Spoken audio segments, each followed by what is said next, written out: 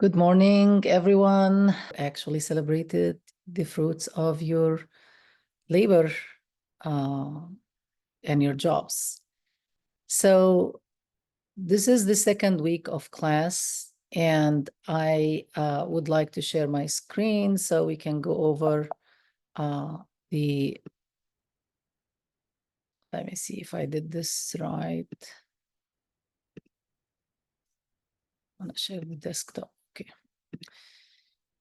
I'm gonna go over the chapter, which is the first chapter actually in the textbook, and add few comments, of course, on some of the materials.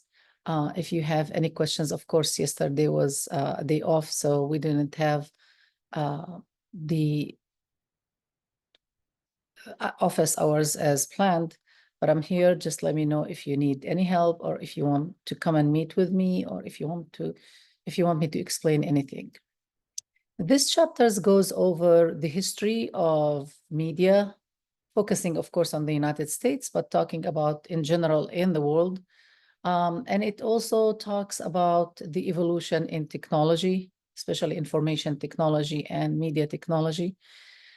And we cover some of the theoretical approaches to analyzing media. So we start, slowly going into the theories behind and the approaches behind media analysis. We focus on culture and its relationship to society and, of course, to media. And the first thing that the book actually goes into, and it kind of made me nostalgic, is when they talk about how unusual the year 2020 was.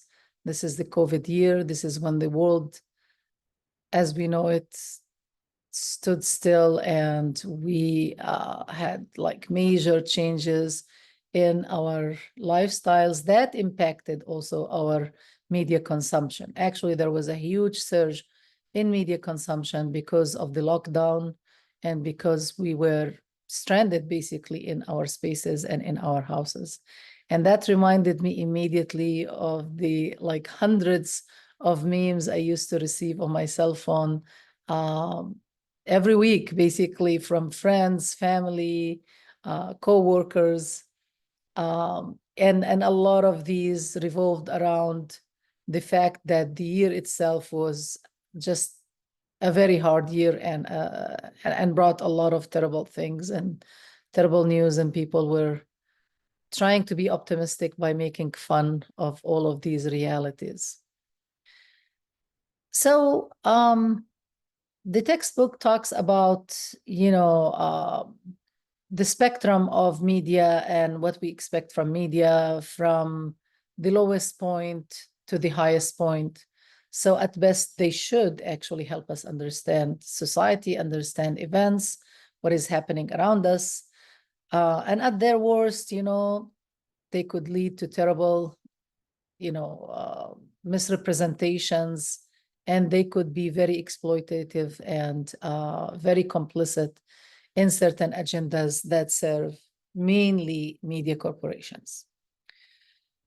And so it's very important that the book focuses on the importance of media literacy, and that we are, critical media consumers, and that we understand everything about the products that we consume. We understand the technology, we understand the political economy of production, who actually is behind any media message we receive, or behind any media story, media product, or text, and how we go about that analysis, which is going to be the end of this presentation. Because it's very important that we continue, of course, to consume media. There is no way around it, even if we are cynical. But what is important is that we do it in an informed and critical manner. And we know when we consume a product that there is, for example, an industry behind it that decides for us how to perceive the world and how to understand it. So the book then goes into, or the chapter goes into categorizing media based on different things, sometimes based on the genre that we're talking about, sometimes on the era we live in, Sometimes they talk about the historical stage or the historical period, etc. So when they talk about media as industry, right, that produces for us our cultural products, that informs us in a collective way about our culture, then they divide it into these genres, songs, novels, TV shows, newspapers, video games, movies, etc. And then they delve into the different approaches to understand what communication is and what media is. And they start with the more simplistic, shallow, approaches to studying media, starting with the linear model. Communication is simply creation of symbols conveying messages and meanings. Two more complicated ones that integrate into that understanding the role of culture. And what is culture, right? So culture, as the book, defines it, but you might actually find your own definition, is forms and systems of expression that individuals, groups, and societies use to make sense of daily life, communicate with other people, and articulate their values. I like to define it a little bit different by saying culture is what we collectively, as a group of people in a certain context, agree on, in general terms, what our value system is and how to operate our environment. So I focus on the collective part of a culture, building a community. But regardless, feel free to adopt, your own, think about your own definition of a culture. What is culture for you, right? So I'll leave you with that first, thing to process. The book then talks about media affordances, which is very important aspect of when we talk about technologies, because every technology actually plays a role in shaping how the media product is finalized at the end, and how we can use a certain media genre. So these are the features, the specific features or capabilities a technology has, and thus it impacts how we use it. So for example, cell phones originally were just phones, right? We're just before the invention of smartphones. They allowed us to communicate with other people. They were different from a landline. I don't know, some of you are very young, so probably you don't remember what a landline is, but it is, the phone that maybe your parents still have, your grandparents still have, or maybe you are an oldie yourself and still you still own a landline. So the cell phone came as an advancement because you could take it anywhere you go and make phone calls. But then we had the smartphones, which had a lot of other affordances and capabilities. And with time, it evolved and evolved until we have a wide range of affordances in this innovation that we use it for almost everything now. I mean, we can do financial transactions. We can pay for things. We can watch TV, so it becomes our little TV. We can watch movies, so it becomes our own little theater. We definitely communicate, via video conferencing with our families and parents, with people. I was in Palestine, I just came back, and Jordan, I made a trip, to Jordan, Palestine, Arabia, and Dubai. And throughout this trip, I was able to be always in contact with my family and with my friends with the help of my cell phone. So just be aware of what kind of affordances each technology has and how it impacts how we communicate. Now, there are some terminology that we have to be introduced to, including the mass communication terminology and mass personal communication. So mass communication is really when there were certain technological innovations that allowed someone or an entity to send a message to many people. And sometimes it's several people to many people. That's why we call it mass communication. For example, when the radio was invented, now we have, first individuals and then industries communicate certain messages to a large group of people through the innovation of radio, especially the transistor radio. And then we have, of course, TV that continued the process of mass communication.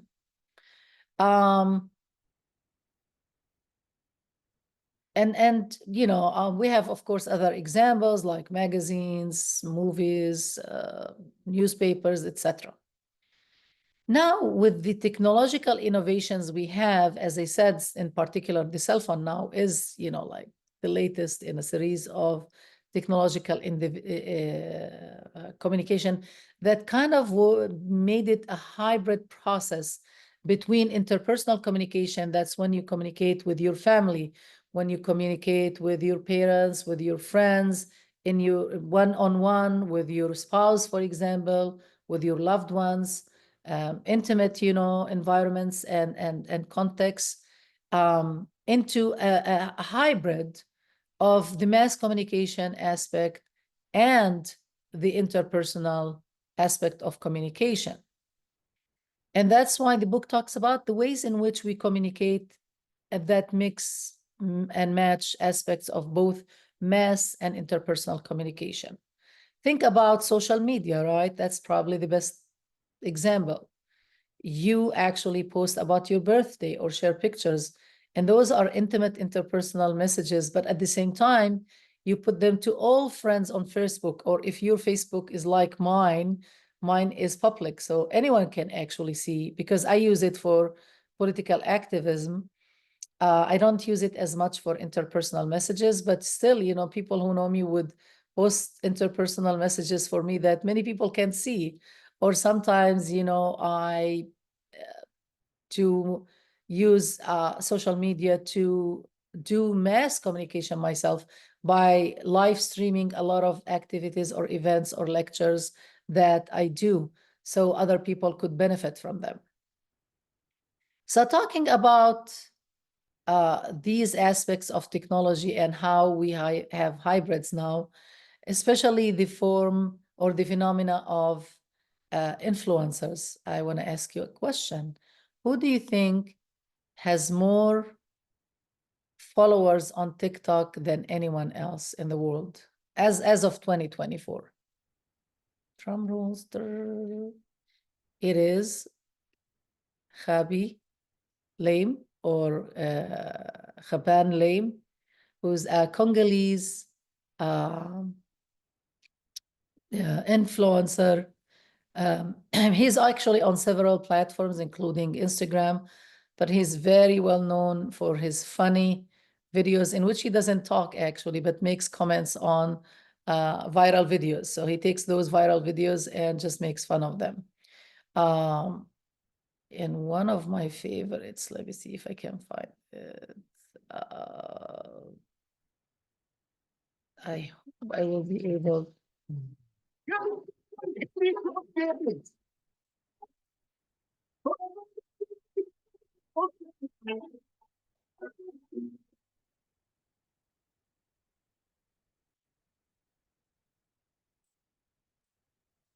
Now he has to turn it off, right?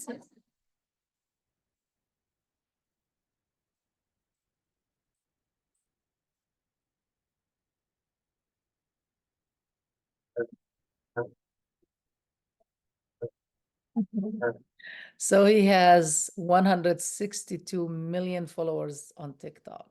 Amazing, right? Let me make sure I go back and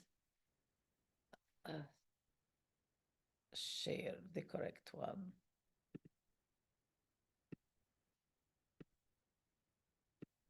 All right. Let's go back and talk a little bit more about media.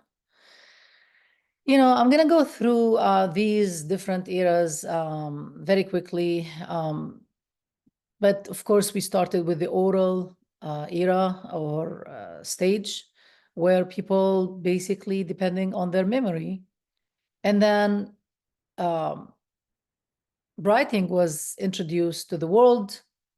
And at the beginning, they treated writing, and I mean, imagine, as a technology, as an innovation. And even people like Plato, the famous Greek philosopher Plato. I used to teach one of his books actually at the University of Memphis when I was a grad student. And Plato was totally against writing because he thought it would corrupt the human mind and it would destroy the oral tradition, which was actually the way that people transmitted wisdom. But of course, when we had the oral tradition, people were really dependent on the wisdom and the abilities of only few in society. So it was not a very democratic process. So writing, it was the start of actually democratizing communication and democratizing societies to an extent. What is interesting, of course, is now we know about Plato nowadays through writing, because someone took the labor of writing his ideas. And then writing was still also not a massive, innovation distribution among also the public. It was still a monopoly, in the hands of monks, in the hands of philosophers, maybe court scribes, and high-ranking officials, in a state, but not the masses. Most of the masses at that time were still illiterate. So we're going through this slow process of democratization of the world. Then came printing. And I know that people always think of Germany and Gutenberg as, the inventor of printing. But in reality, the first to introduce printing to the world were the Chinese. And they had the wood carved blocks that they used as far back as 1045 AD.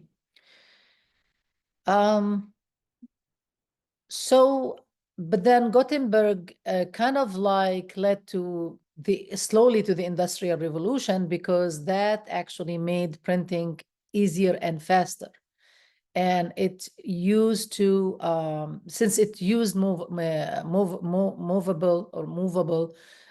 metallic type, it helped actually in the mechanization of the process of printing or writing. So you don't have to do it by hand, because books were very expensive, because only those people who could write and read, it was a profession really to write books and scripts and scribbles. And that was also the time when the invention of the printing press helped actually resistance movement to start actually growing in society. And that led also to a little bit to more individualism in society, because people didn't have to depend only on the elites for their education and for their knowledge and information. And, slowly that led to the electronic era or the electronic stage.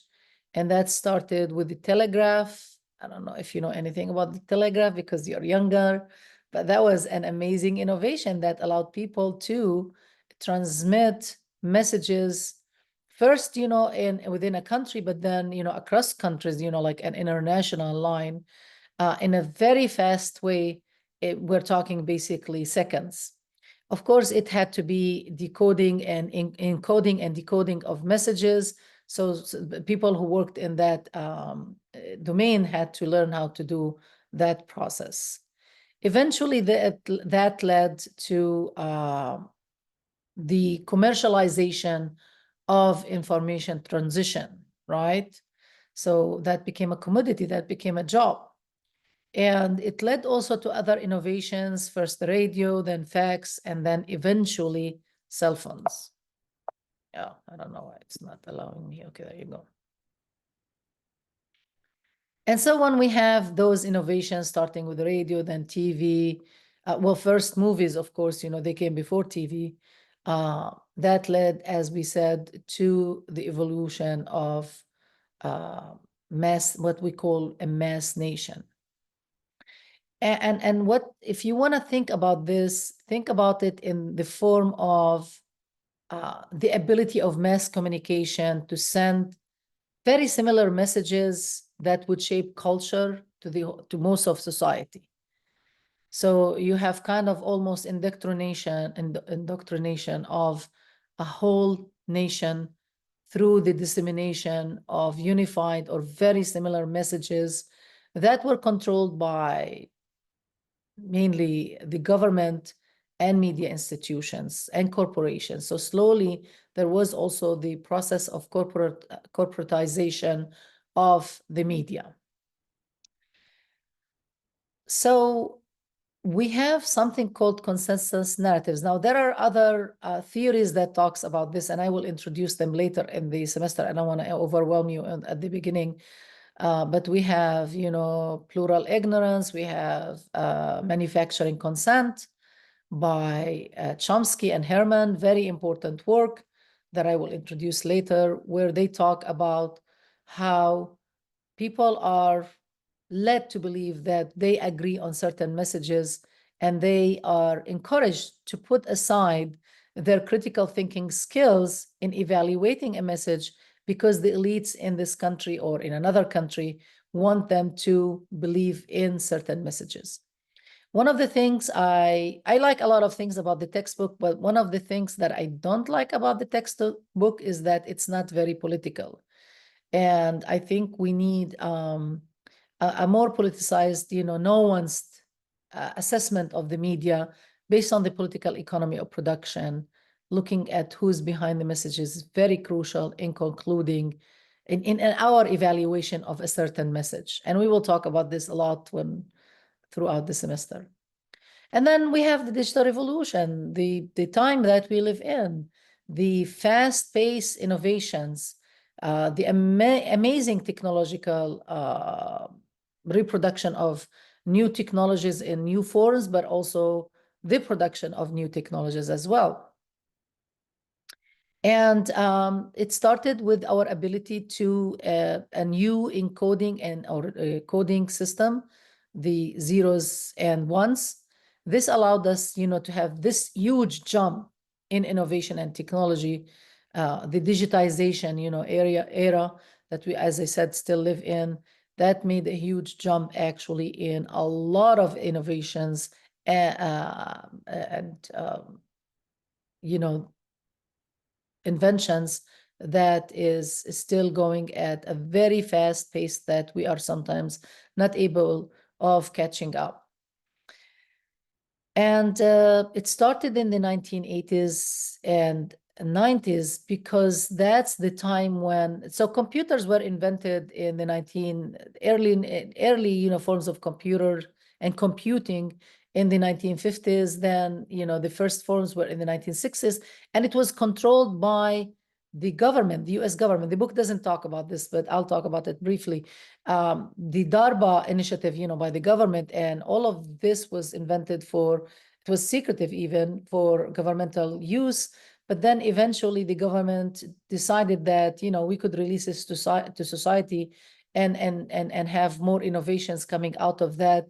So that's when they made those innovations, available to all society. So the new forms of computers in the 1970s, personal computers, I mean, with Apple first and then other manufacturers started, surfacing. And then in the 1980s and 90s, it started spreading. And then we, of course, had the internet, and the internet itself started spreading. And one of the biggest milestones in really reshaping the whole process of communication was the innovation of the iPhones in 2007. That made a huge difference in how we communicate and how we consolidate. You will talk about it in a minute, but basically now that was the beginning of consolidating many aspects and many genres of media into one, which is the cell phone, right? So the coding, as the binary coding, as I said, made a huge, or a huge jump in our society, especially, with the increased accessibility of the internet. And this was the start of what we term or describe as the information revolution. And as I said, that led to the process of conversion or convergence.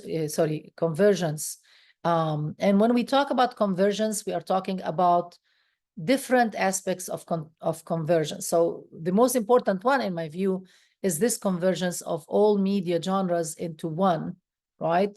So technological merging of once distinct and incompatible formats into one single format, which, as I said, mainly now the cell phone, but also laptops, right? To an extent, but not as much as cell phones, because it's easier to carry cell phones around. Unless you are like me, I actually carry my laptop everywhere I go. But also the convergence of media companies. Because now, if you look at in the past, you had phone companies, you had computer companies, you had internet companies, right? Cable companies. So they were distinct industries. But now, if you look at Apple, they even produce media now. We have Apple TV, right? So they started actually manufacturing not only the hardware aspect and the software, but also the content, the media products themselves.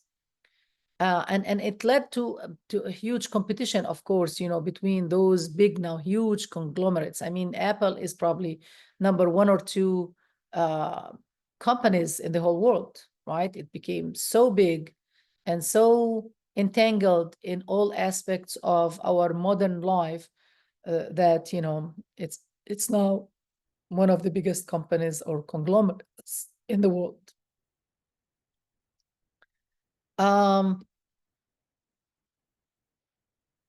So we talked about, the internet and how it led to this information revolution, but it led to many other phenomena in our society. And one of them is what we call niche nation versus what did we talk about before? Mass nation. So the niche nation is when people actually have more complex needs and they navigate the media differently.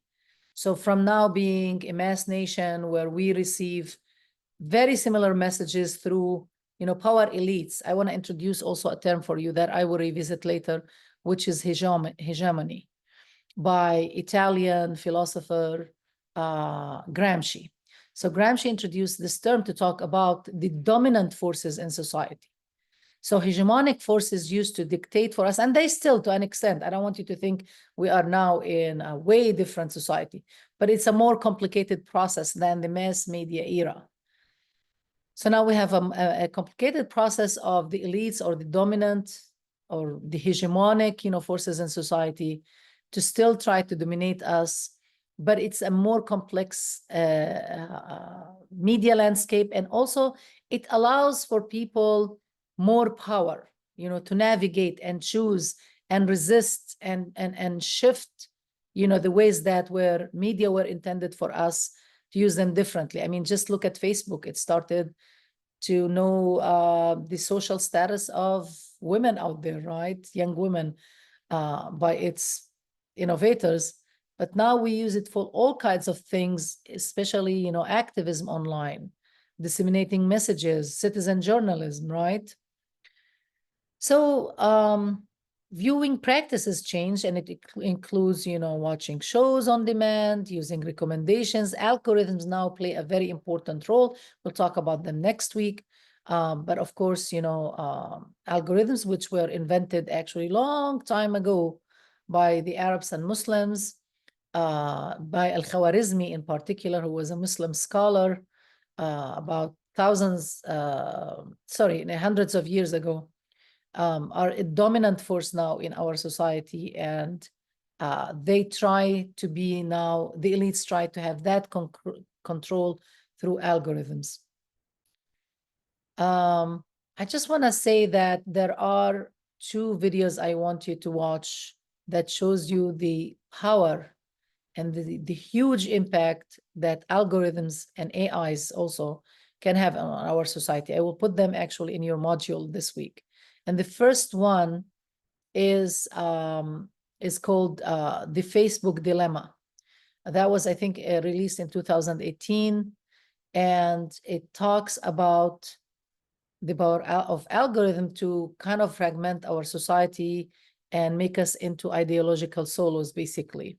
And that was a media, no, that was released by a Frontline, which is a production of the PBS, the public broadcast, what is S for? I can't remember.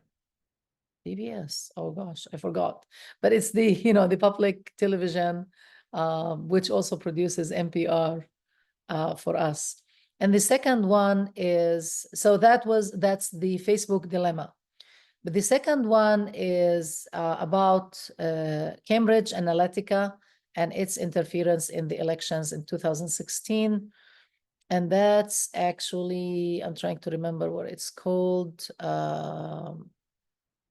I will get to that later. I will put it on I will remember it in a minute.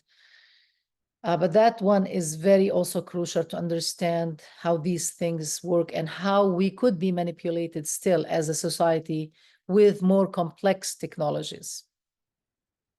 And there are others I will be recommending, like coded bias is a very crucial one to talk about how technologies are biased and racist, actually. So let's talk about participatory culture in which it is relatively easy for people to create and share their own content and build connections with others. So that's one positive aspect, in my view, of those technological innovations. It facilitated us being content creators, not only passive receivers all the time of mass communication, but actually taking a media product from, let's say, ABC News or from CNN or New York Times, and make our commentary and contribute to the knowledge production around a certain topic as citizen journalists ourselves, and contribute to knowledge. So it facilitated us being not only consumers, but also producers of media ourselves. So, that was facilitated, as I said, by media and the fact that there is a blurring between the line between, the roles of producer and consumer. Trying to keep track of time. But of course, it led also to fragmentation in society, as I said, and AIs play a very crucial role where we sometimes see only things that are connected to our ideological frameworks, our environments, what we like, and what we try to avoid cognitive dissonance and listen to other points of view, are not as open to other points of view, unfortunately. And so that leads also to more polarization in society. The book talks about media environments, which is taken from biology, and how, we have media now works as a habitat, and how we, again, we have this consolidation of a lot of actions and transactions on certain media in society. So I talked about Facebook, and here the book actually focuses on it as a case study. There are other case studies. We could talk about Instagram, TikTok, etc. But Facebook became actually a prominent player, still is, with over 2 billion now, probably close to 3 billion users. Is still a big, I know that Gen Zs and younger generations don't use it as much, but with the consolidation of Instagram and Facebook into Meta, by default, even if you're not using Facebook, you are really using Facebook, because Instagram, is connected to Facebook and it's controlled by the same corporation. So the textbook talks about it as an ecosystem where it has so many different elements now, like reminding us of birthdays, helping us manage our friendships, etc. Sometimes even it says, hey, you haven't posted in a long time. How about if you share your anniversary with this person, etc. So we have the other case study they look at is course management sites as a specific, own environment, media environment, because of all the things we could put, for example, on Canvas, right? And all the things, it helps you navigate your classes and get organized. So smartphones became central hub through which we navigate a complex media environment. It provides us access to traditional media, like, as I said, watching TV, radio. I go walk all the time. And when I walk, I had my AirPods and I listen to NPR. The local station here is KBBS in San Diego. I live in San Diego. And so I always listen to KBBS and also national news, NPR news. You can listen to music, you can do so many different things. And the book lists a lot of those transactions that I'm sure you are all aware of and use.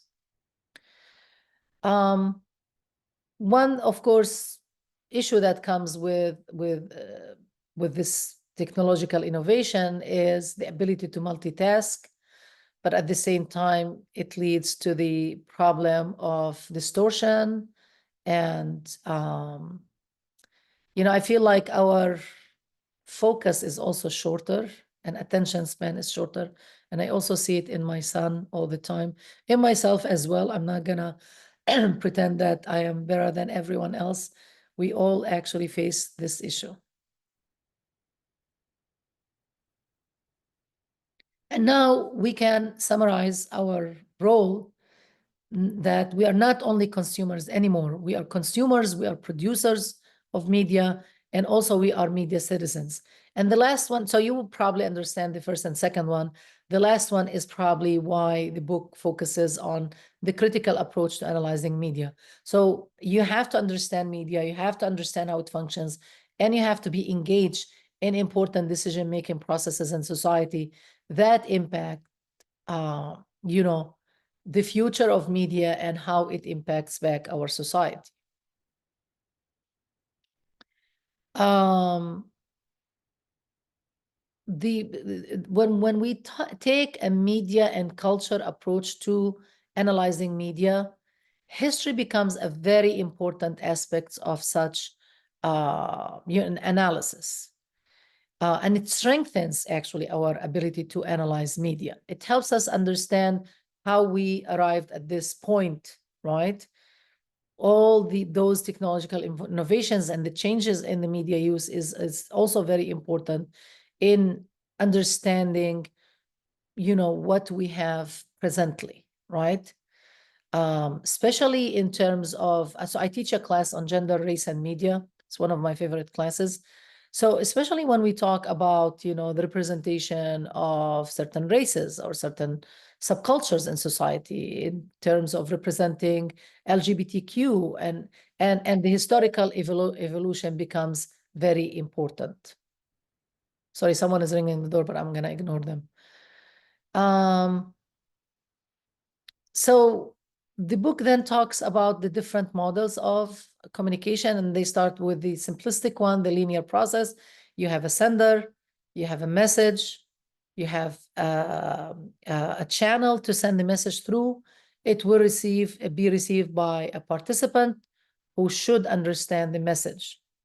And then it talks also about gatekeepers, because, as I said, in a mass media society, not everyone had the dominance or hegemonic power really to control those messages. So we always had gatekeepers, those who make decisions in what kind of news we watch, for example.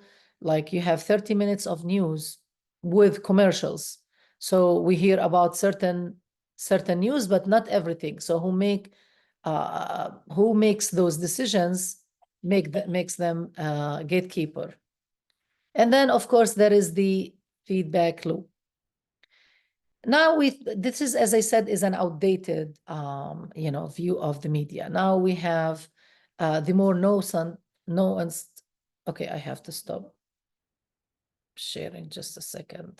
Someone really wants to come.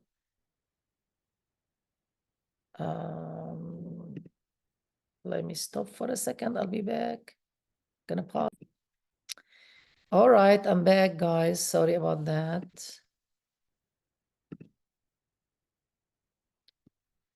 All right, so now we introduce culture and cultural approaches in analyzing media texts. So we look at media texts themselves, the messages, the products, the kind of technology. We look at what industry is behind the production of a certain technology, the users, and the cultural context in which it was produced, or the texts were produced. And that's very crucial. That's why we said that history is also very important. And we also don't look at those separately, but actually we look at the interconnectedness of all of these elements together, especially the final one, the cultural context, is the one that actually loops in all of these elements in our analysis. This is a figure I like, actually, that the book uses, how to look at media texts and how they are impacted by who is producing them, what kind of technologies are used also makes a difference sometimes, and who are the intended media users and the unintended media user, and what they make out of the messages, and which is the overall cultural context in which they were produced in. So when we talk about cultural approaches to media, we have one of the most important elements. And I think, as I said, because I believe in Chomsky and Herman's, political economy of production work and manufacturing consent, the propaganda model, they have amazing analysis work of media that I will introduce in more details later. I believe, of course, in the importance of politics and political powers, hegemonic powers in society, and how they impact the kind of message that we see in any media product. For example, it's very important when there is a car in a TV show or in a film that we watch.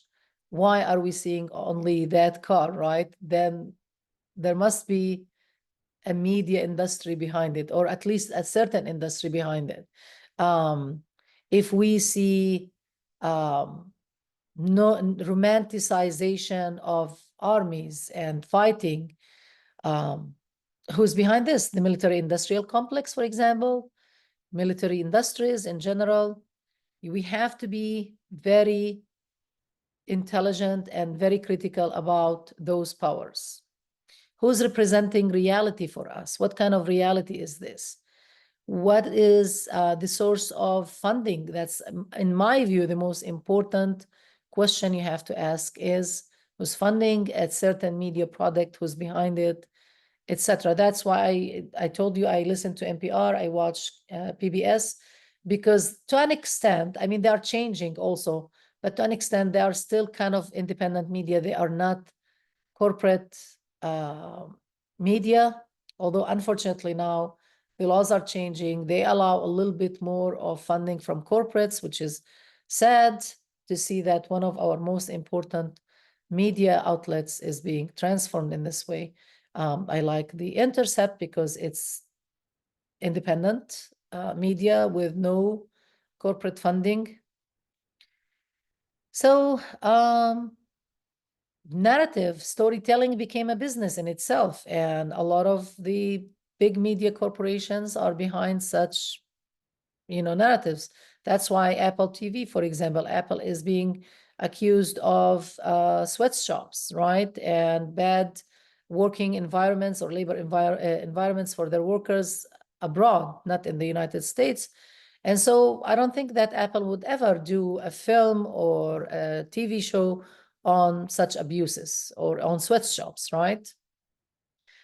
So when we talk about the politics of culture, we have also, as I said, to look at the history, right? And looking back at the historical context help us, of course, understand such evolution, look at the political, socioeconomic developments and cultural values and how they change over time. The book talks about the modern era from 1800s to 1950s. And how we actually kind of idolized, experts and made them very prominent in society, even if we didn't know about their expertise and how they got to be called expert. And I have a lot of issues with that myself. As I said, we go back to the mass communication industries, and that was a main factor in analyzing and evaluating a media product, which I think is very lacking. We also had this division in society between high culture and low culture, and who decides on that? Hegemonic forces, says ballet, for example, and European forms of culture are high cultures. You have orchestra, symphonies, etc. But that shifted later, of course. But at that time, low culture was like hip hop, pop music, etc., reality TV. But again, who decided that for us were mainly media elites. And that's being challenged over and over. I used to teach a whole class on hip hop as a hegemonic and counter-hegemonic form of arts. And how when it was counter-hegemonic, it was a revolutionary art. It actually was a very form of resistance to the dominant, elite, classes, and how youth in certain urban areas took back, certain forms of arts. And because they didn't have access to mainstream media, they created their own outlets. And then, the book also talks about cultural hierarchies. Again, who decides on these? Who are our social elites? Working class had no power whatsoever. They unionized, they organized. But you have this very negative image of the union, and still actually in dominant, especially mainstream media, because of course unions help working class against corporations, which is sad because they are in the business of helping the working class. And, they provide this, I'm going to skip this one because I'm running out of time, but the postmodern era is 1950s to the present. And we talked about all the revolutionary changes that happened.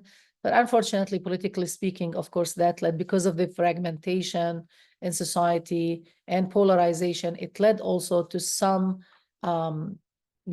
phenomena like cultural populism. And I have to say, I had issue in the book when they talk about political movements, kind of like equating the anti-vaccine movement with the Occupy Wall Street. Those are so significantly different, movements. One that is actually in the business, for example, of having more power for the working class, for people like you, for the students, the movement for raising minimum wage, the $15 movement. You can't compare them to anti-vaccine movement that is based on non-science and, political agenda of certain people, and populist, ideas where all the elites and the educated are, the problem in this society. So I just had an issue with that. I had to point it out.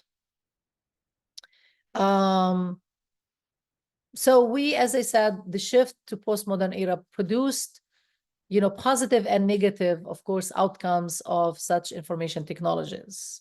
We still have hierarchies, and the media are trying to reproduce similar power relations online, with the new technologies as they had with the mainstream media. But people also keep on pushing back and try to reclaim their narratives and defy algorithms. I have a whole study on Palestinian digital resistance and counter resistance and attempts by Palestinian and supporters of justice in Palestine to actually push back and decolonize media landscape. I could talk about it in future classes. Okay, so last is media literacy in action. How does it look? How can you become actually critical consumer of the media? And the book has this process of 5 steps to take. And the first one is description. So you start by taking a media product. And you know, when I talk about this in more details in other classes like the media, race, and gender, students tell me you destroyed viewing for us forever, or you destroyed media. But that's not the intention. Of course, the intention is you could still enjoy media. I enjoy media that I critique, but at least I know who produces it and how it transforms or attempts to transform people's lives. I talk about it, you know, I engage with it. So description, take for example, I'm talking about my own research. So I looked at the New York Times coverage of Palestine and Gaza now and the genocide happening there. And the New York Times has, when you look at just description, look at who are the people they interview when they cover those stories, who they highlight, what kind of language do they use, what kind of images do they use? Like be critical in all of these aspects. And first, you know, describe it, pay close attention, take notes, you know, and start thinking about every time I read a New York Times article, or almost every time, they only interview Israelis, you know, they never interview Palestinians or rarely interview Palestinians. They use the language by the Israeli formal narrative. They refer to Hamas as terrorists. They refer to the Israeli army as IDF, or Israeli Defense Forces. So look at the language. What kind of pictures? They usually show Israelis in intimate, you know, pictures. They, you know, their names, who they are, the victimhood narrative. Palestinians, even if they talk about them as narratives, you see them on heaps of rubble, screaming like crazy people. There is no engagement, close up, you know, about their suffering, who they are. We know everything about the Israelis. We know nothing, you know, about the Palestinians, except in general, you know, terminology. There was even, so when I do the analysis, you know, you have to discover and focus on significant patterns that emerge. So if this is happening over and over, it didn't happen only once or twice, then there is a pattern. There is a systematic observation transforms what you are looking at into data that you could use. And then interpretation. In interpretation, what does it mean, or why? Why do we have this? And in this case, for example, you look at the political economy of production. For example, I looked at the internal memos from the New York Times, and some of those memos literally told the editors to disseminate, you know, orders for their reporters not to even use Palestine or Palestinians, to use it only when necessary, to minimize of the use of the word, you know, to never use the word genocide to describe Gaza. So there is a memo of, so my evaluation is the New York Times has no neutrality or actually credibility, journalistic credibility as we teach it. And I, you know, my master's was in journalism when it comes to coverage of Gaza. And then I become an active member in society to speak about this and at least, you know, inform others that this is happening. So that's why I'm invited across the United States to speak to students and to colleges about this process based on my research. And this is only one example, and I would be more than happy to give other examples in the future. But I don't look at this as a negative thing that destroys viewing for you. On the contrary, it helps you actually be a critical consumer of the media, an active agent of change in society. And I end this. And if you ever have any questions, please reach out to me. If you want to have a conversation, on Monday, we are going to have our regular office hours, 12 to 2. So hope to see you then. Have a great day, everyone.